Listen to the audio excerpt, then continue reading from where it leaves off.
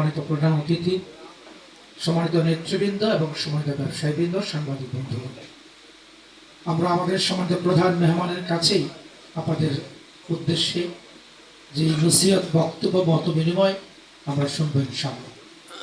আমি শুধু এতটুকু বলতে চাই, আমাদের সম্মানিত আজকে প্রধান মেহমান বাংলাদেশ জামায়াত ইসলামীর সম্মানিত আমির, তিনি পুরো রাষ্ট্রের সিস্টেমকে পরিবর্তন করার জন্য চেষ্টা করে যাচ্ছেন।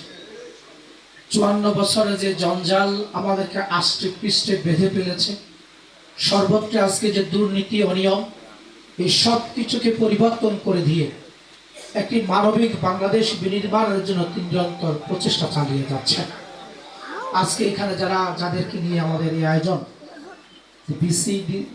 বিসিডিসি বাংলাদেশ কেমিস্ট অ্যান্ড ড্রাগিস্ট সমিতির সম্মানিত ব্যবসায়ীবৃন্দ আছেন, আপনাদের অনেকগুলো কথা বলেছেন। আমাদের সমাজের প্রধান মেহমান